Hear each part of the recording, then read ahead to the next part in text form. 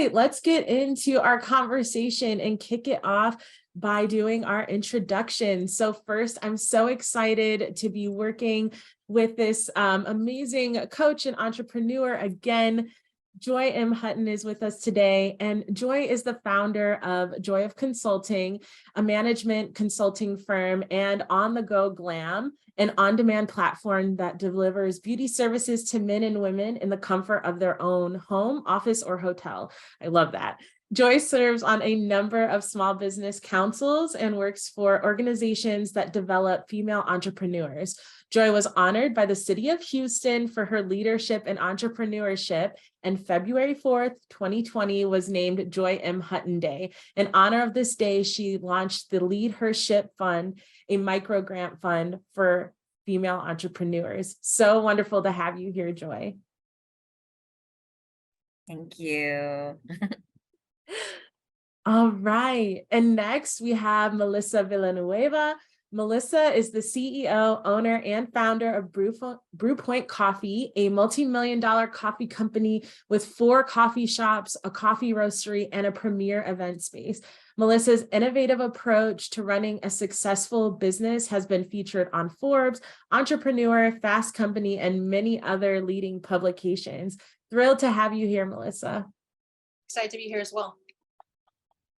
All right, so we're going to jump into the conversation all about hiring, especially when it comes to hiring for your small business. So I'd love to start off with you, Melissa, and just learn a little bit more about your experience / your journey of hiring. Yeah, absolutely. So Brewpoint's story is kind of fun. I like to start off by asking a question of, have you ever looked on Craigslist for an espresso machine only to buy a coffee shop instead? Because that's the story of Brewpoint. So 8.5 years ago, me and my 7-month boyfriend, now husband, found a coffee shop on Craigslist, bought it within a month. So we had no business plan, really not much finances. And we were just dedicated to getting a little bit better every single day. And, fast forward 8.5 years later, we have a robust coffee company with about 40 employees. And so in the very beginning, I had no plan. I had no idea what we were doing. But with that being said, when we had our first employee, it was about a month in. We were doing everything ourselves for the first month. And then I was so focused on building up like my customer base and our brand and all the business side of things that, getting staff was kind of like an afterthought. It's like, I just need this because I need to do all these other things. And I remember my first employee was probably like one of the best lessons that I could have learned, because I wasn't a great employer. I remember my best friend was helping me at the time. And she made a comment to me of just like, Melissa, I know you can be a great manager. You just have to want to be one. And that was the kick in the pants that I needed to be able to focus on my employees the same way I was focusing on my customers. And since then, we've really pride ourselves on our culture and not just the culture of our employment and our staff, but also just like the structure and support that we provide as well. Because it's partially about values and what you say, and a lot of it's about how you follow through, which is usually through your structure and your decision making. So yeah, fast forward today, we have 40 employees. We have fairly good retention for the coffee industry. Even at our barista level, it's between 18 months to 2 years. And we usually have a stack of applicants in the waiting, even at this point in time. So that's where we're at now. That's amazing. Oh my goodness. Gonna have to be careful if I'm on Craigslist and see espresso machines. It's dangerous. I know. Might just be in a really successful business in a few years. Thank you so much for sharing, Melissa. And Joy, same question for you. Can you share your experience? Yes, and I love that story, Melissa. So I have 2 businesses and they're structured very differently. I have a consulting firm. And so when I first thought about hiring people, it was because we were at capacity in terms of the number of projects that we were taking on. And so I'm like, okay, I can't afford to hire a management consultant that's probably going to charge me $180,000 to come on because they have an MBA. And so I thought about, well, how can I scale up? And what I did was hire independent contractors. And that was my model in terms of getting people to help me with projects that I didn't necessarily have to take on. So hiring independent contractors has been huge for me. A lot of the times people think that they have to hire full-time employees, and really independent contractors are gold. And we'll talk more about that in terms of how to structure your hiring. But in my consulting firm, that's what I did. And so for those service-based businesses that I've seen in the chat, think of how you can scale by using independent contractors and outsource the work. My other business, On the Go Glam, is also independent contractors who are delivering the beauty services. And so I have 63 independent contractors between the 3 cities. So that's a lot of people, and we're continuing to expand. But the value is in the people. You know, Melissa was saying that as well. The value is in the people, the culture, and we'll also talk more about that in terms of how do you figure out who to hire. And so we have a really intense, well, I wouldn't say intense, I don't want to use the word intense, but we have a vetting process because you can't just have everybody out there representing your brand. So that's important. And yeah, so independent contractors have been gold for me. And yeah, when you know you need help, don't be afraid to seek out the resources that are out there. And I know hiring is a pain point for people right now because of the market, and because people feel like there are people out there that don't want to work, but you have to know what to look for. Yeah, no, that makes so much sense. And I like how you talked about using independent contractors in 2 very different businesses. And so how you can capitalize on that. Okay, so with the current economic landscape and just being a business owner, you always want to be mindful of your budget. So Joy, I'd love to start with you. How can small business owners approach hiring when they have a shoestring budget? Yeah, so kind of going back to identifying what you need first, because a lot of people say I need help, but they don't know what they need help with. And so I have a simple exercise for everyone to do called the 3 Ds, because hiring is also learning the art of delegation, because you can hire people and have people that you're paying and you're like, why am I still doing all the work? So one of the exercises I want people to think about is 3 Ds. So you're going to do the first D is do. Make a list of all the things that you have to do. And then the second D is dump, which is the things that you do not have the capacity to do and the things that you don't want to do.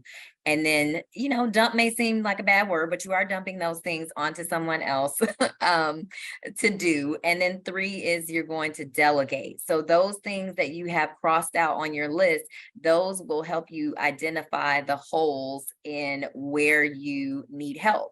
And whether that's social media, whether that's marketing, whether that's an admin. So when you've identified what you need help with, then you can say, okay, do I have money for these people? So maybe with a social media person, you hire an intern starting out. There are colleges, there are people looking for experience in your field. So with On the Go Glam, my first employee, she started off as an intern. And then when she graduated from college, I was able to hire her. But she started off as an intern. She was interested in beauty. And I was very specific when I put the job description out there. So utilizing interns, putting out a job description on a job board, Indeed, for example, for interns, and then maybe you can afford to hire a part-time employee instead of full-time, because with full-time employees, you have to think about payroll, taxes, benefits, all those things that come with it. You may not be able to afford that. So your only option may be a part-time employee or an independent contractor. Yeah, that makes so much sense, in getting creative with like first figuring out who you need to hire and then how you can hire them within your budget. And Melissa, Yes. Oh, I'm sorry to interrupt you, Brittany. Someone was asking, was it a paid intern? And yes, I did pay the intern a small stipend. You also need to know your state laws around interns too, because like California, for example, you cannot do unpaid internships. So know what the laws are as it relates to your state in terms of interns. yeah, absolutely. Great question. And Thank you, Bill, for putting that question in the chat. Continue everyone to use that chat as a function so we can get those questions in. And Melissa, same question for you. Yeah, no, I want to piggyback a little bit of what Joey was saying. Even though my staffing tends to be more part-time and full-time employment, when it comes to interns, something that I have really loved is partnering with your local universities, colleges, high schools, or even economic development like privatized firms, because that's where I not only find interns, but I find subsidized interns. So I find interns in which, like, yeah, the school essentially pays for them to intern with you. And so the coffee shop on Craigslist that I told everyone about, what we really were grateful for was the fact that there was a university only a couple blocks away. And so in having a resource like that, it wasn't just interns that we used. We used different classes to do projects on how to build a business plan for Brewpoint. And that was huge. We had a marketing like third level program, be able to do a whole branding I guess like outline for us. We've had a lot of different things, whether it's job descriptions put together or anything of that sort. And so we end up getting a lot of different materials through classes through a university.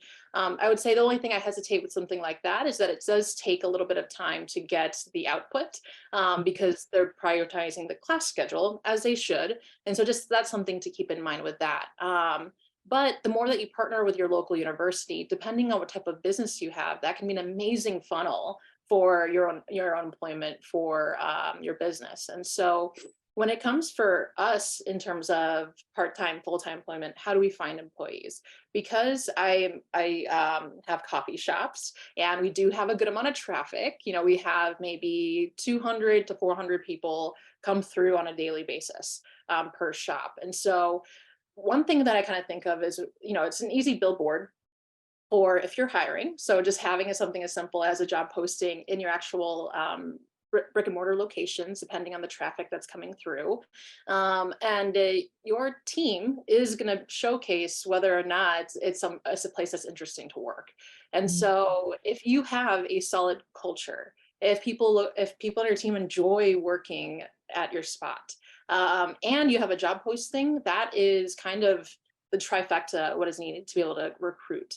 And so, since the pandemic, Brewpoint has been very fortunate that at this point we very rarely have to put our job postings on Indeed or anywhere else because we always kind of have a stack of applicants that go directly to our website who apply to Brewpoint. We have a question of, why do you want to work at Brewpoint? And oftentimes it's people who had been coming to us for years and they love the experience, they love the culture, and they just know that this is a place that makes them happy and they want to add to that. And so for us, it's a long game, even though it is, sometimes people think of barista positions as an in-between. Oftentimes, especially now, when we think about, the terminology like the Great Resignation or anything of that sort, it's really just another way of saying that people are now looking for what makes them happy. And so for us, we've actually been able to make baristaing and working for Brewpoint a place that, like, when they think about coming to our shops, they think about being happy. And so thereby they're interested in working for us and getting to enjoy some coffee as well. And so that's a little bit in terms of where you can find employees. But I'd also say too, if you have a really good social media or website traffic, then that's another great place to highlight and make sure you're kind of bringing it up consistently as well. Yeah, that's great. I love how the culture plays into where you can find your employees, because it's true when you go into a spot and you're like, I feel good here. If you're looking for a job, like that's a great feeling to have moving into that process. So very, very cool. And Joy, I'd love to hear from you too. What are some other places that small business owners can look to find their next employee? Yeah, I think Melissa hit on a lot of it in terms of working with colleges and universities, their job boards. LinkedIn is a resource that I've used a lot. Indeed, and with my beauty business, for example, I've worked with a lot of the cosmetology schools. So they're a direct feeder into On the Go Glam. And so that's how I've found a lot of people as well. So, I mean, form strategic alliances with community partners or schools that you know where your potential employees may be. For example, some people hold miniature job fairs. Don't think that your business is too small to hold one. So that's an option as well. And yeah, I talking to people, letting them know you're looking for someone, putting it out on LinkedIn, saying, hey, I'm hiring. Because sometimes it's better to get a referral from someone than having to go through a ton of applications, because that can be daunting. You know, one of the things that I had my developer do, because we were going through all these applications on Indeed, was filtering them through our website. You know, like Melissa was mentioning, they're going directly to the website, and we built an employee dashboard to automate that process as much as possible. So we're not having to send an email here and back and forth, like the dashboard just sends out emails. So thinking about how you can automate that process as well, because you may think, well, I don't have time, but you have to make time. You have to make time so you can make more money and hire more people so that you can focus on the things that you want to do. Yes, that's such a great point. And also making time to save time, you know, because once it's automated, it's rolling. So that's so key. I love that. And I'm seeing so many good questions about retention. Just putting it to the group. We see your questions, and we will at the end address all of these great ones. So please just continue to type them in as they come back up. Okay, so Melissa, we were talking a little bit about kind of the company culture and your branding. I would love to find out from you, how does your branding and storytelling affect your hiring process? Yeah, so I've been talking about how like solid our hiring has been lately, but it hasn't always been that way. Before the pandemic, I would say that our struggles were very on par for the industry in terms of being able to hire. We were constantly ebbing and flowing between staff, so retention was pretty low. I think it was under 6 months for the barista level, and it was difficult to figure it out. Really, for me, it was when I went from one coffee shop to 3 within a span of a year. That caused me to have a lot less retention, because it was it was difficult to figure out how to manage it all. And there wasn't my presence, there wasn't storytelling involved, right, in terms of who we are, why we're doing what we're doing. It was me going a million places at once, trying to figure out how to run 3 businesses instead of 1. And so with that being said, when the pandemic hit, it ended up being a really wild opportunity for us in terms of the silver lining of really showing who we are through our values and how we're making decisions throughout the pandemic, and showcasing that not just for our staff, but for our community as well. And so, I had 3 coffee shops and a roastery when the pandemic hit. And we closed down for 1 day, and me and my leadership team sat down and just what is possible, what's important. Obviously we don't know what's going on really. And we decided that for the sake of the employees that did need to, a lot of our staff, they live paycheck to paycheck and they're not really sure what to do next. So we essentially told our whole staff that we were going to condense all our cafes to 1 location. We were going to open up a walk-up window, and we were going to, mask inside and just operate out of a window. And that was the only way we were going to operate. And we're going to try to have as many hours as possible for the needs of the staff. And so we asked our whole team how many hours each person needed, and we would try to delegate accordingly. And so we did. During that time, we had a couple of people who decided, I have to move because of the situation, or I have to do X, Y, and Z because of the situation. But everyone who needed hours got the hours that they needed. And, people on our team had the ability to maintain community during that time. We were the only coffee shop open for the first 3 months of the pandemic. And it was wild because we had hundreds of drinks coming through. And so people would be waiting outside for an hour, but they had nothing else to do.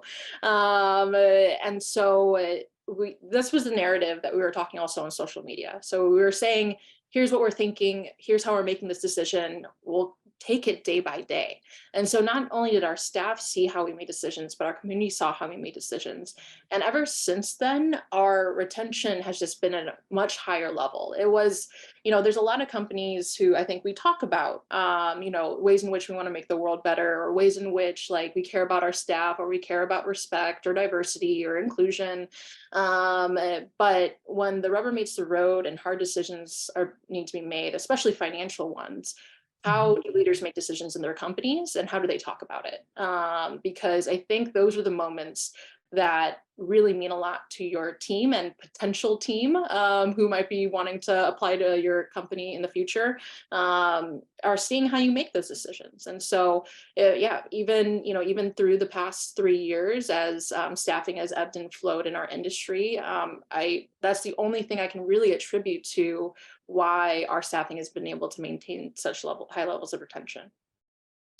My gosh, that is so cool, Melissa. I mean, like, when is the last time you've ever heard of a company doing that? And like you said, like, coffee shops are such spaces of community anyway, like for the patrons, and building that in with your staff. Amazing. Amazing. I love it. Thank you for sharing. And Joy, same question for you. In terms of branding and storytelling, how does that affect your hiring process? Yeah, absolutely. So one of the things in the interview process, I do not do an interview longer than 15 minutes, because I believe that in the first 5 minutes, I can tell if I want you working for my company or not. And I'm just one of those people that can just see right through the BS.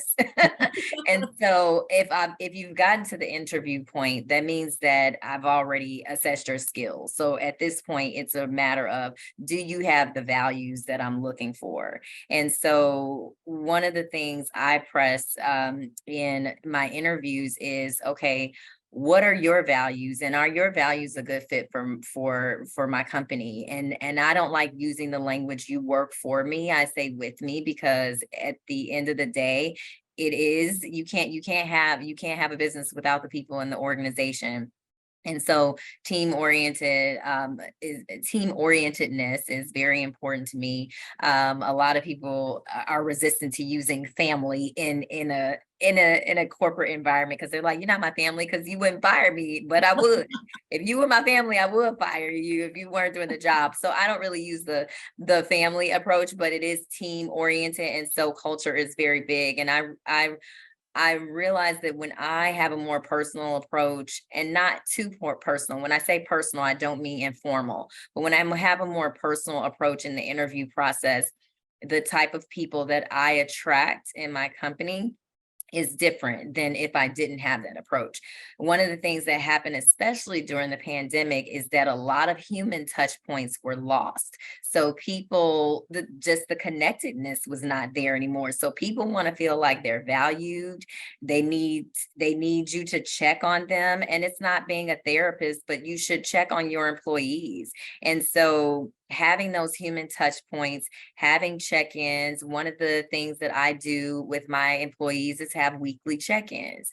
And so it doesn't have to be long. And as your company grows, you may not be the person that's able to do that, but you have a manager that checks in with those people, and then you check in with your leadership team. But 15-minute weekly check-ins to identify if they have any outstanding tasks, if there are any concerns that they have, or if they want to get feedback. And so you have that open door approach where you can talk to your employees. So I find that helps me retain people as well, because they're like, "Oh, you actually care." And if something is going on with that employee, that also gives me an opportunity to identify what it is and how we can troubleshoot. So having those human touch points, and that's also why training is important when you do hire people, because you want to say, okay, you know exactly what your roles and responsibilities are. Shadowing is not training. So don't just throw people into the fire, onboard them properly, and so that they know what their roles and responsibilities are. So those are two big things, like putting the human touch points back into hiring, and just how you handle your staff in general, and then making sure you have proper onboarding is also important. And then 3, incentivize your employees, reward them for their hard work. You would, some people are like, "Well, I'm paying you, why do I need to reward you? You have a job to do." people like being rewarded. Just like we have love languages in personal relationships, there are love languages in work too. How you communicate with your staff, and everybody does not communicate the same way. So it's really, for me, value based. And because the skills, you can teach people skills, you can't teach people values. So when you have the values, I think that goes a long way in terms of retaining employees. Yeah, absolutely. And so many key pieces, I think, to in terms of value. You're like, once you sit in front of me, I'm just trying to see if our values are aligned. And as someone who has been in like hour-long, multi-long interviews for just something simple, that it's so key. So I love that you brought that up. Okay, so let me see. So compliance, because we kind of talking a lot about hiring, but compliance is super important, especially when you have a small business and you have an employee. So how did you handle compliance as a small business owner? Melissa, I'd love that to you. Yeah, I mean, as a small business owner, so I've been in business for 8.5 years. I would say that we were probably too personal in the beginning, and then figured out how to, have those boundaries and be a lot more structured in the way that we do things, which is just better for everyone. At this point, I have been really relying on outsourced HR. So we use an organization called HR Source. It's here in the Chicagoland area. They seem digital enough that you could probably utilize them across the nation. But essentially, we pay a monthly fee of something pretty minimal. It's under $200 a month. And we essentially have access to all HR related, materials, but also we have a hotline to HR professionals. We have a hotline to HR attorneys. Literally within the first month, we had a pretty big question around an employee who was looking to see if we were doing anything wrong. And we're just like, it seemed like everything they were looking for something that we were doing wrong. And so we were just trying to tighten up everything as quickly as possible, just in case, because we've never really had someone who seemed to be looking for something.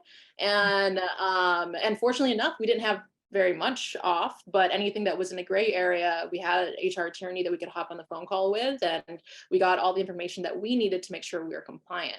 The biggest things for us tend to be around the hiring process, the onboarding process, and any sort of termination process. And so, in having an employee handbook that lays out your agreement, that lays out how, things work, it really sets up everything else for success.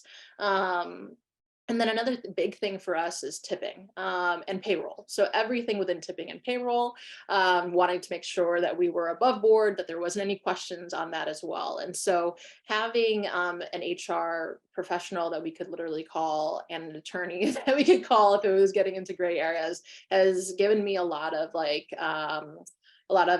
peace at night. And so I think that there's a lot of HR outsourcing that a lot of small businesses can do that have minimal monthly fees. And so the cost of if doing something incorrect is honestly way more than $100 a month or something of that sort, to start putting time and energy into making sure you're compliant. Yeah, absolutely. So key. It's kind of a scary story to hear, like there's an employee maybe looking for something, but like you said, what a relief to have someone who's like guiding you and knows their stuff. Joy, same question for you around compliance. Yeah, I'll just keep it quick because Melissa pretty much covered it all. You do not want to be in trouble with the Department of Labor. So get an attorney when you're hiring people, and if you don't know what language you should use, like an employee handbook or anything, because you should have an employee handbook, because if something goes wrong, you want to be able to hold that employee accountable. So you do not want to be in trouble with the Department of Labor. That's all I'm going to say about that. And then if you can't afford to have an attorney on retainer, there are resources out there like Biz Counsel, where someone can review contracts and things like that for you. Biz Counsel was started by the co-founders of LegalZoom.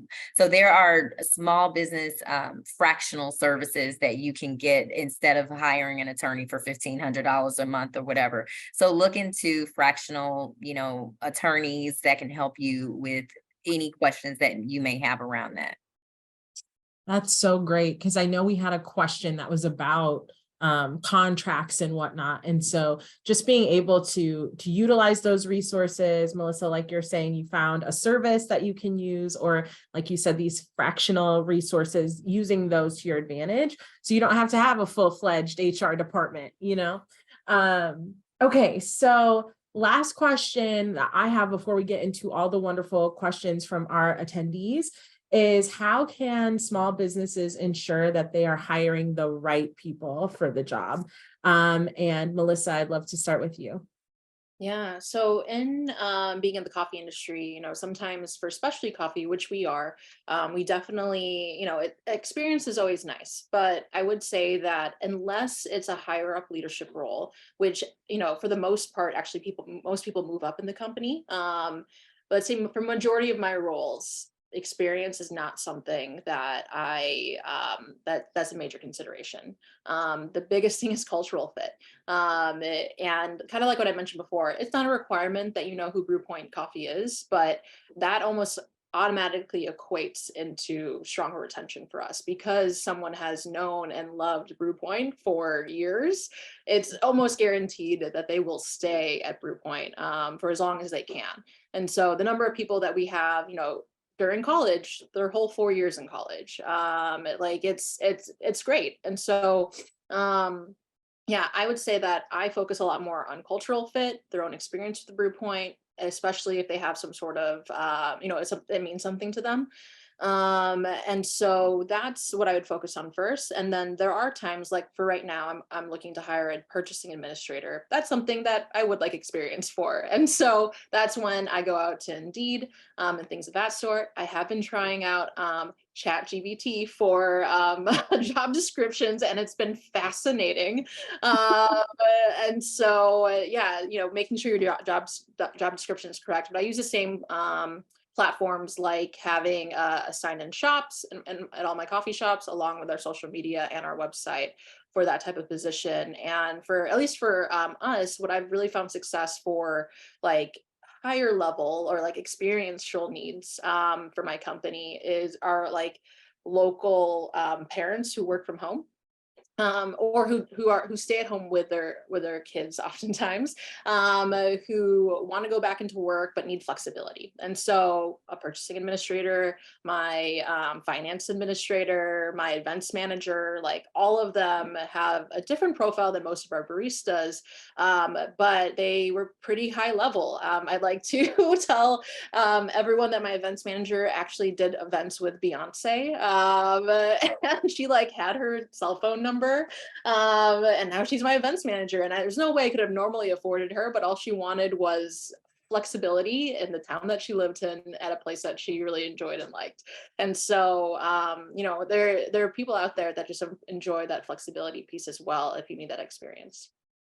Wow. Oh my goodness. Beyonce. All roads lead to Beyonce, right?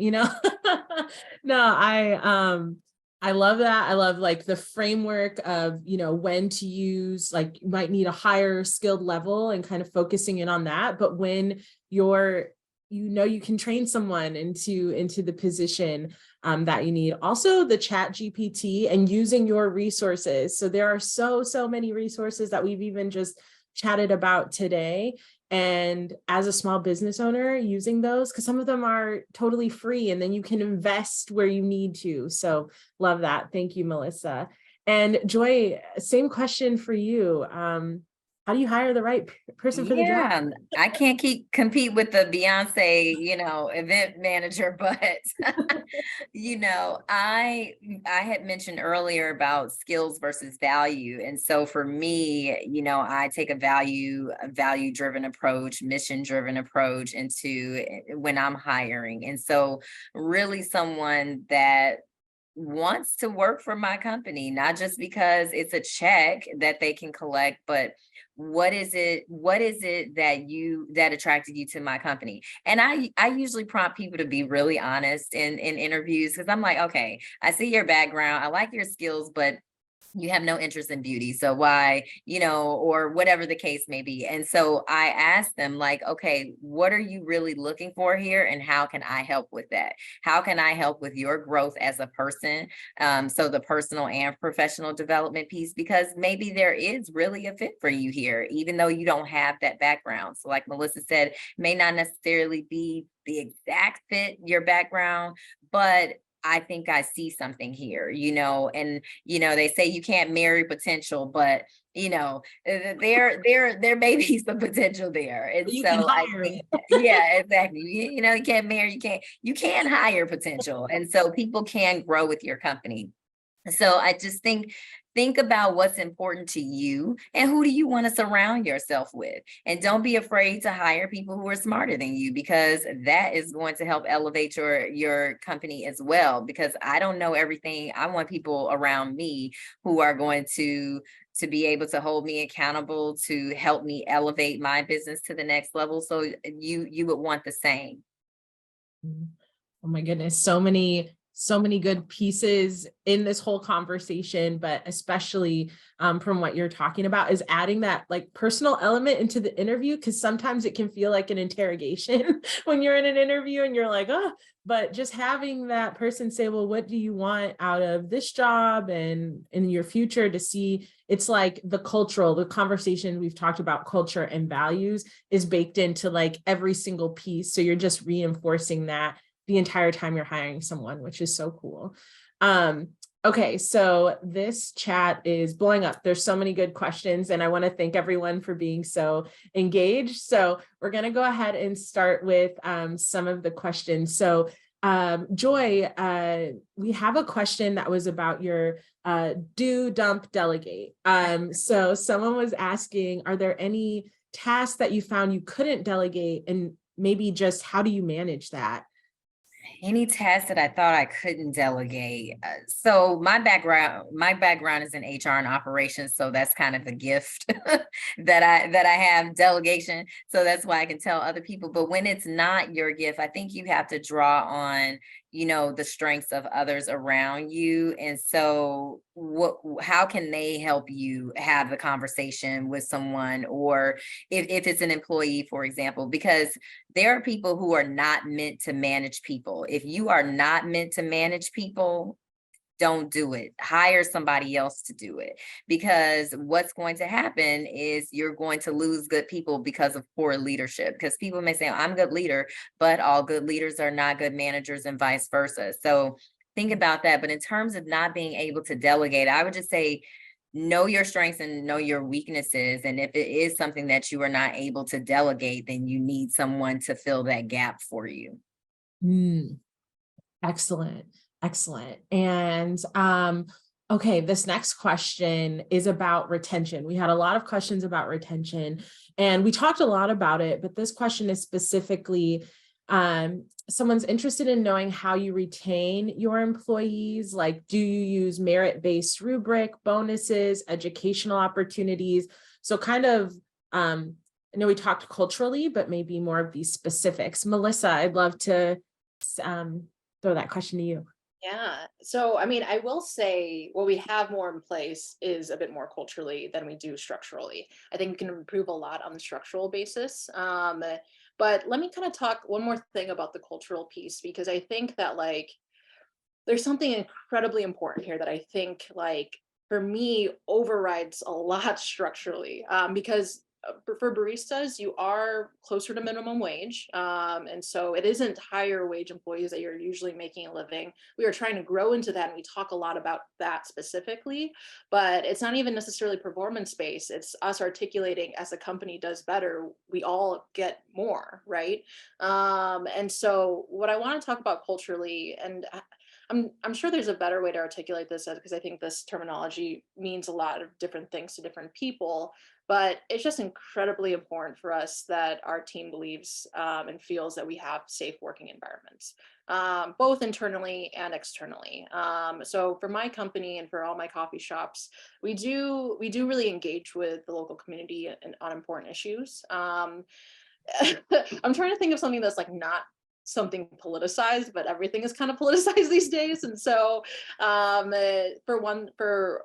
something that was like very recent is that there was a high level politician that came to town a couple months ago, and it's someone that like a lot of the LGBTQ community in our town felt really just a lot of lack of safety with his attendance. And so our one of our coffee shops, we did a spread love event, and it was just an event to not really say anything any which way or put attention on the other event, but it was more just a place to say, hey, who we are is a place of love. And if you are, if you are someone who doesn't feel accepted and loved in these ways, like, you know that you're loved and accepted here. And I mean, not only was that a big thing for our community, that was a huge thing for our staff. And so our staff feeling like this is a notable place of acceptance for them as people, when a lot of other places outside of that, they don't feel that.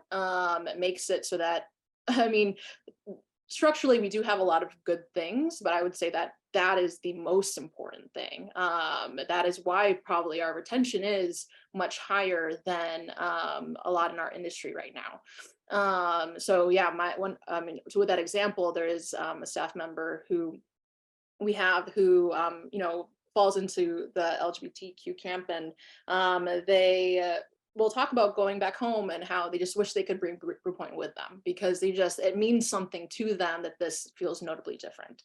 And so I can't stress enough that you can on paper put structurally everything that is perfect for what you think will retain employees, but if your culture isn't actually a place that people feel safe and accepted, it might not get the results you're looking for. But in terms of the structural pieces, I think for us, a lot of it is about communication. Because we are a little bit less on the individual performance basis. We're a lot more on as a shop or as a company. When we hit X, Y, Z goal and you help us get there, we're going to be adding to our minimum wage. We are adding, we're right now for our company, we're really focusing on full-time employment. So we're working towards as many people who want to be full-time at Brewpoint as possible. We're changing things slowly over the year to get there, so we can add health insurance for everyone. And so we have collaborative goals on how to get to places, not necessarily individualistic goals, though we also have individualistic goals to balance everything out as well. Oh, so cool. And when I think of culture, I just think your culture, especially personally, it's like who you are. It's in everything you touch, everything you do, how you talk, how you show up in the world. And so when you talk about the culture of Brewpoint and how it affects the community around it, it very much falls in line with how people are culturally, like how they go in the world. So I just love that you're part of your community, you show up for your employees, and it's important for them. So definitely that would be a place I want to show up for. Okay, so Joy, this question is for you. You mentioned that you have a process for vetting your contractors. What does that look like? So this is for the beauty business. We have a team that looks at their social media, because beauty is visual. So I need to make sure you can actually do hair, makeup, nails. And so I have a team that looks at their social media. We have an interview process, and then we also do background checks, because this particular, everybody should do background checks on their employees, but you're going into the homes or hotel rooms of the clients. So we need to make sure that the clients also feel safe. And then we have an orientation. So, I spoke about onboarding earlier. So just to make sure, because here's the thing, you have in your mind what your company represents, but you also need to make sure that your employees understand too. So when they go out in the world and they're representing your brand, the messaging needs to be clear. So they need to understand what the mission, what the values are, what their purpose is in your organization. So we have an orientation to go over safety, customer service, all those things, the branding, the messaging, how you need to represent yourself in front of clients. And so that is what we do in that orientation process. So yeah, that's what I mean by vetting. Yes, love that. Okay, so someone asked, how do you save money with the onboarding process? Yeah, so this person is a consultant, so they're kind of doing the work. So they're wondering where they can like find time to onboard the staff and meet their deadlines and all that. So I will throw that to Melissa. Yeah. So, I mean, one thing I will say is that onboarding, saving money versus having to hire someone else just because someone didn't work out. Saving money is all kind of relative, right? And so in my mind, when it comes to onboarding, how I would save money has more to do with ways that I can automate systems for the long term. So, I think this might relate to a lot of the questions that are asked, but we use a platform called Trainywell where we put our employee handbook and a lot of our training materials. So literally it's an app that every single employee can download, and it has, it has all your policies, it has all your training, it has our recipes, it has videos, it has photos, it has everything that we need to make sure that people have information at their fingertips.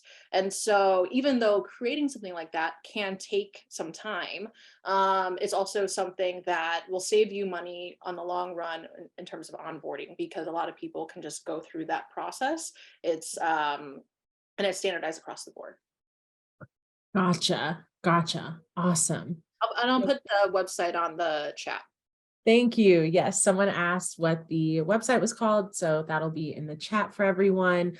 Okay, this is a good question that a lot of people probably have experience with. How do you handle a disgruntled employee? Joy, I'd love to throw that to you.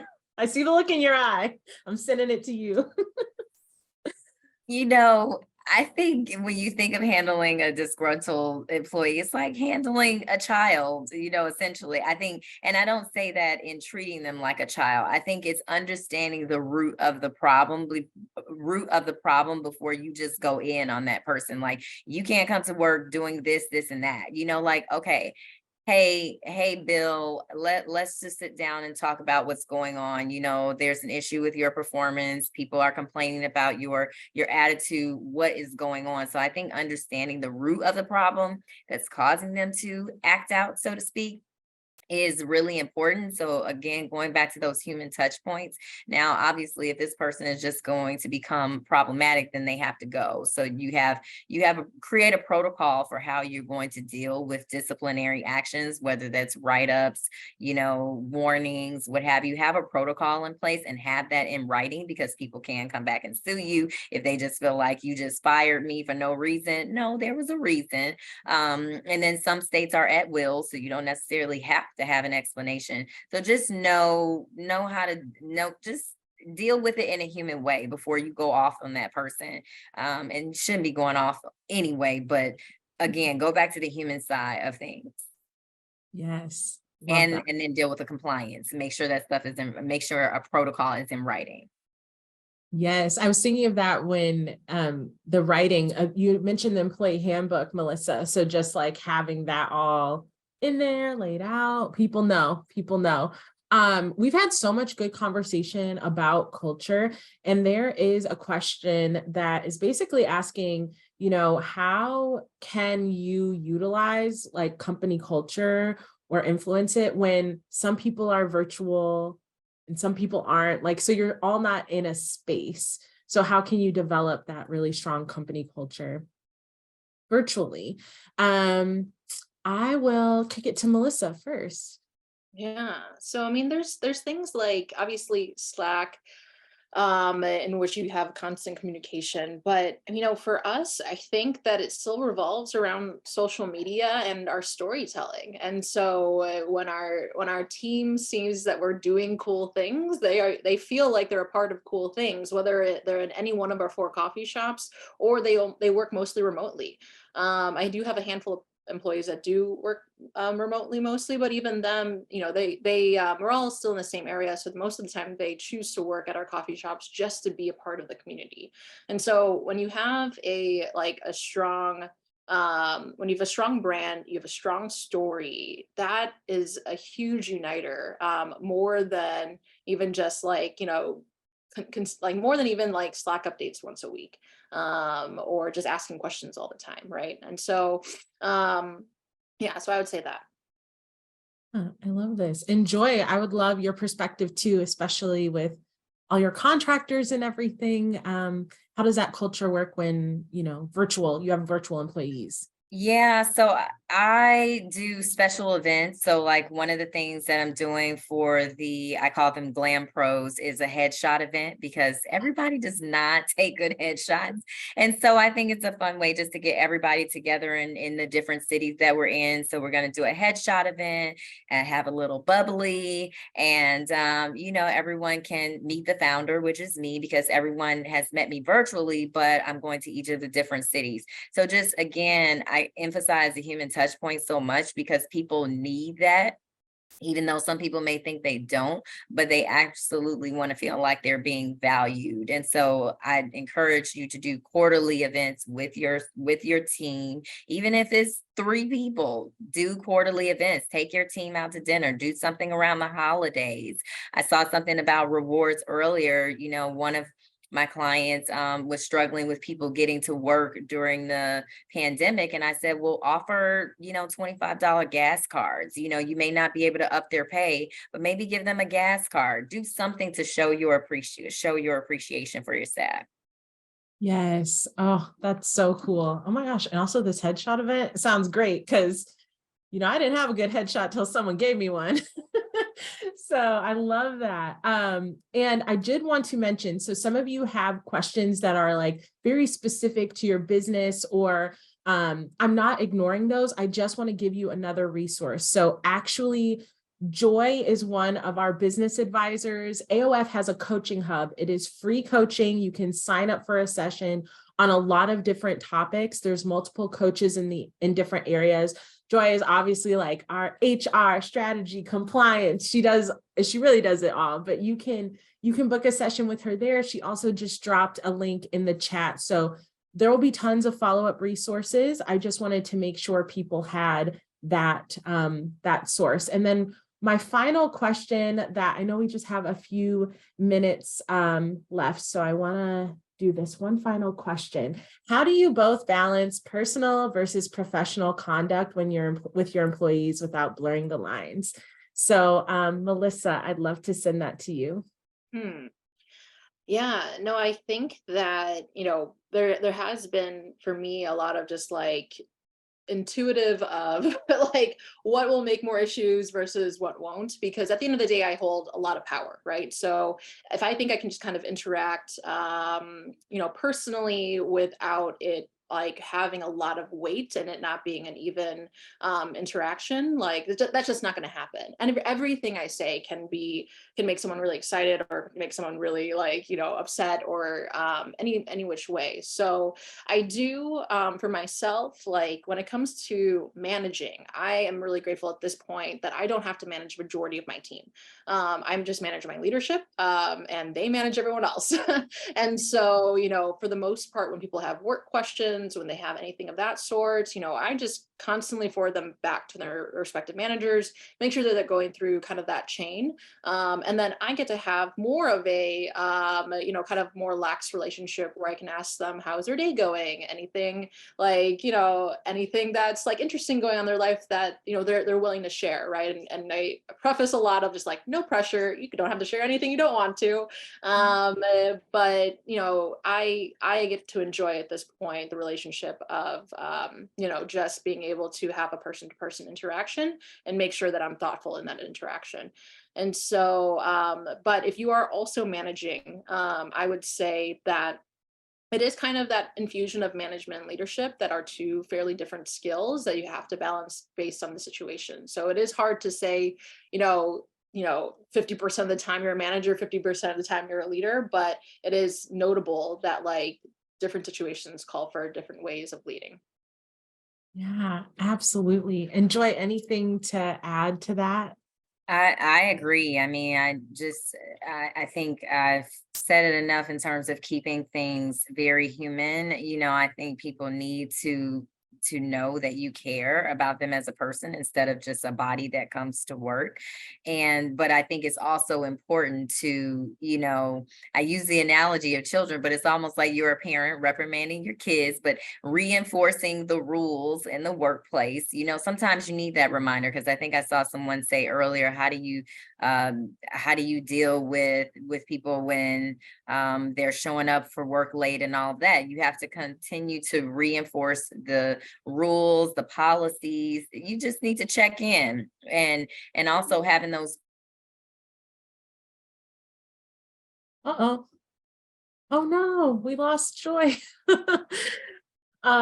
Well, I know that she was giving us some excellent nuggets of advice, and absolutely no worries. We will be sure to follow up tons of resources where you can stay in touch with Melissa and Brewpoint Coffee and all the wonderful things they're doing. And the same thing with Joy. We will have all of her contact information as well as where you can find her. I want to thank everyone for joining us today. I know we went a little over, but this topic, it could go so much longer. So we really thank you for your time.